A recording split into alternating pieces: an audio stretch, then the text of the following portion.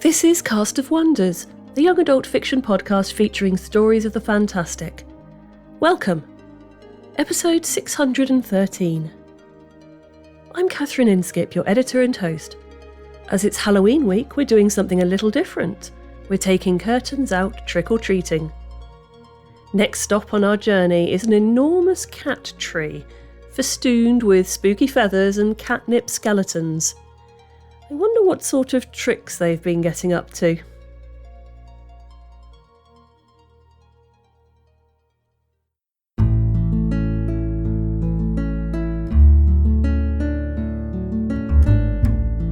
Cats Cast, Episode 26 for October 2024. The Gingerbread House by Jenny Hart. Hello and welcome to Cats Cast, your monthly feline fiction podcast. I'm your editor and host, Laura Perlman. We've had a little bit of an unplanned hiatus here at Cats Cast Central, but we should be back to our regular schedule in a couple of months. This month, though, I'm happy to bring you the... That's weird. I didn't think we had a doorbell. Hold on a sec while I go see who it is. Trick or treat! I know you. You're from that house with all the curtains, aren't you? But Halloween isn't until tomorrow. You know, it doesn't really matter. I've been doing quality assurance on this candy all day.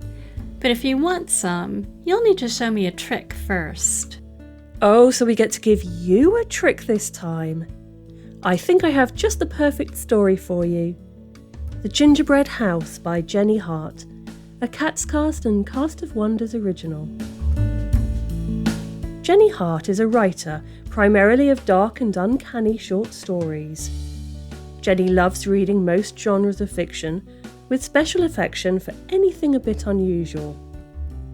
She has always enjoyed writing, and during the pandemic lockdown of 2020, Jenny started her writing journey in earnest, studying with Adam Z. Robinson from the Book of Darkness and Light. She has since developed a portfolio of short stories and is working on a novel. When Jenny isn't working or writing, you can find her studying Japanese or walking in the local countryside. Probably lost. She lives in England, across the road from a cemetery, with her two cats, Jason and Jeff. You can follow Jenny on Instagram at JennyHart2001 and at the same address on Threads and on Twitter. This story is narrated by Catherine Inskip. Catherine Inskip is the editor for Cast of Wonders.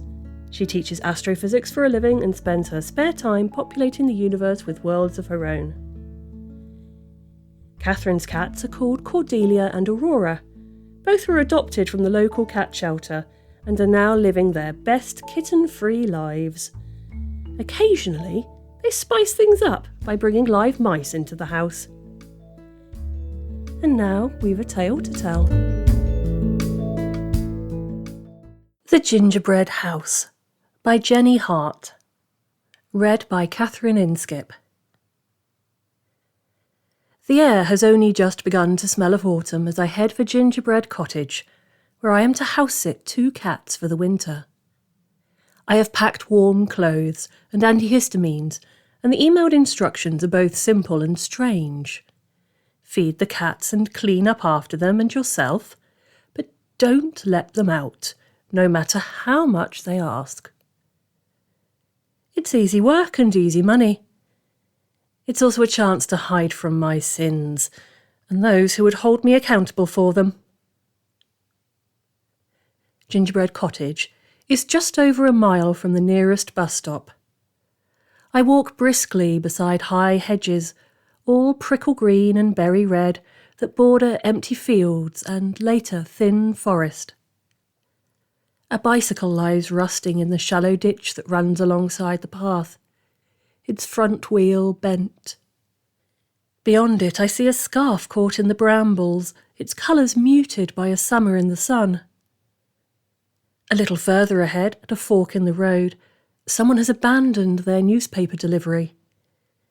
The papers are a folded, stained beige, made a solid log by the sun. There is a dead rabbit in the middle of the road, its insides open like a book. I am careful to step around it. I don't want to leave a bloody trail. When I reach the open gate and see Gingerbread Cottage for the first time, I think of the kind of picture that a young child would draw. 2 square windows hang evenly either side of a 2 big door the colour of molasses. The roof is a sharp triangle with a chimney stack that puffs curls of gruel-grey smoke into the darkening sky. To the left is an apple tree almost as big as the house. Thinning waves of green and yellow and mud-brown leaves writhe in the capricious wind. They whisper loudly, but I can't make out their secrets. Overripe red apples like fat drops of blood burden the boughs. I walk past the tree and gag at the sweet rot of the windfalls around its roots. They look like swollen brown slugs that need to be salted. Miss Willis, my employer, is tall and not as I'd expected. She wears polka-dot culottes and a lambswool sweater in baby pink and has a bow in her hair that matches her skirt. She smells of soap and honey and cinnamon. She grasps my hands and I battle the urge to recoil from cold bones fleshed in loose freckled tissue. She squints at my discomfort through tortoiseshell glasses as thick as grief. Inside, she offers a cup of tea and a plate of perfect gingerbread men with black raisin eyes. I reluctantly take one and chew off its head. The warm flavour lingers as she sweeps me through a brief tour. The Wi-Fi password, a huge Aga that seems quite complex, a fireplace and a stack of logs with more outside should I need them. My room, up in the eaves.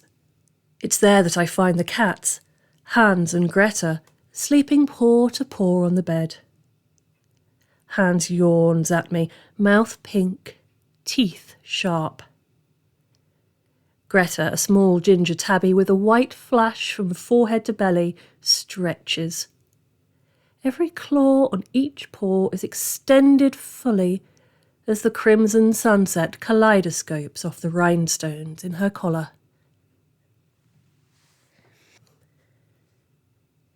Back in the entrance hall, Miss Willis readies to leave. She snatches up her handbag and a heavy black raincoat and is half out of the door when she stops to look back at me.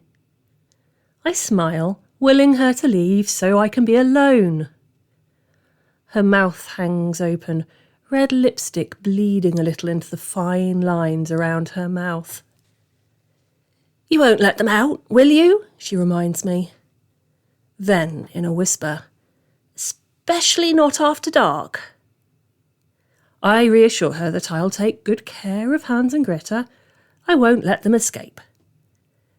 The sun has almost set as I walk her to her car, an old-fashioned box already packed with her cases, letting the front door swing closed behind me. I watch as she flies down the drive, disappearing through the gate, the shadow of the house chasing her all the way. But when I return, I find the door ajar. I'd thought I'd heard it latch shut. Old houses often come with quirks, but Miss Willis might have warned me that the front door didn't sit tight in its frame. I'd also thought that indoor cats, as slothful as those upon my bed, would prefer to stay indoors, but I cannot find Hans and Greta anywhere. I serve their tenderest cuts of prime meat in a tasty jus, but they remain at large. I call their names at the front door.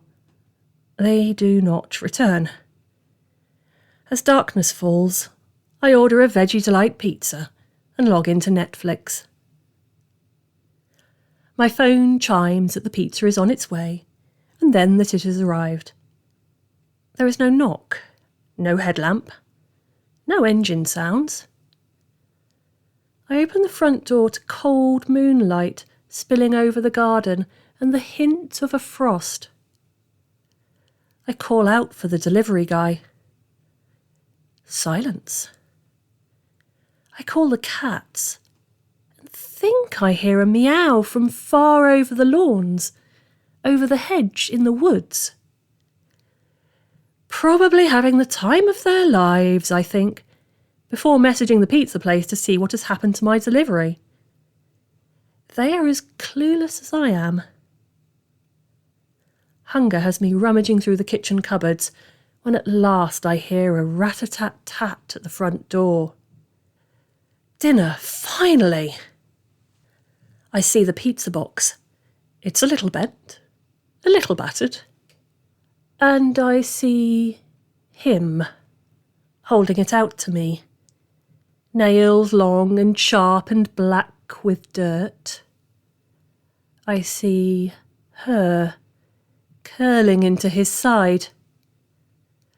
I crane my neck and see the green eyes, the broad nose, the sharp teeth gleaming in a wide grin. He has a mane of wavy brown hair and is bare-chested and barefooted. His trousers seem too tight at the waist and too short in the leg. He has a diamante choker at his throat. There is blood on his mouth. Her hair glows orange and gold in the moonlight. She is wearing a heavy black raincoat that is much too big for her, sliding from bare shoulders as she plays with a polka dot bow. Her collar matches his. "What tasty treats you get us, new mummy," he purrs. "Old mummy wouldn't let us eat the delivery drivers." "She wouldn't let us out at all," the redhead says. "And now she's gone away, so you must stay." I try to shut the door, but they are liquid lightning, and now they are inside. "You shouldn't have let us out, silly mummy. Old mummy did warn you." "Don't you like my new clothes, new mummy? I got them from the delivery man. We hid his nasty bike out in the gully in the forest. There was a camper too. We hid his tent as well. And his body. What was left? We weren't hungry anymore, new mummy, so we came home. We came home for you. We always find our way home." I push away the food they offer and press myself against the wall as they coil around me and purr. Greta drags sharp fingernails down my arm, pinching me lightly. "We love you, mummy. Eat all of your pizza. You feel a little bony." And we're back. That was The Gingerbread House by Jenny Hart, brought to us by our friends at Cast of Wonders. Normally on Cats Cast, we require our stories to depict cats in at least a somewhat positive light.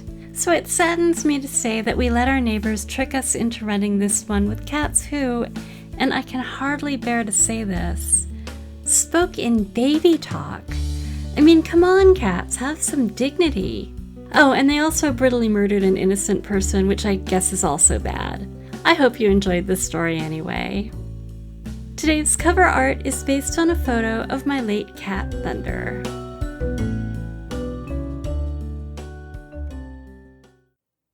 I hope the cats enjoyed that story, just so long as they didn't find it too inspiring. Join us again tomorrow for another trick-or-treating expedition. We love bringing you the best audio fiction week after week, but we can't do it without your support. Your donations pay our authors, our narrators, our servers and our staff. Please consider supporting us with a monthly donation through either PayPal or Patreon. You can also review us on Apple Podcasts, request us on Spotify, and consider the stories we publish for award consideration. There are lots of ways you can help. Join the discussion on the EA Discord and visit on social media at Cast of Wonders. Come say hello. Cast of Wonders is brought to you by editor Catherine Inskip, assistant editor Alicia Caparaso, Associate editors Rebecca Arn, Tanya Adelit, Amy Brennan, Somtoa Haysway, Cup Jacob, Becca Miles, Ray O, Samuel Poots, Pooja Prakabaran, Emma Smales, Denise Sudell, and Rin Yi. Our editorial assistant is Amy Brennan, our community manager is Denise Sudell, and our audio producer is Jeremy Carter. Cast of Wonders is part of the Escape Artists Foundation, a 501c3 non-profit, and this episode is distributed under the Creative Commons Attribution Non-Commercial No Derivatives 4.0 International License. That means you can download or listen to the episode on any device you like, but you can't change it or sell it. Our theme music is Appeal to Heavens by Alexei Nov, available from Promo DJ or his Facebook page. Thank you for listening.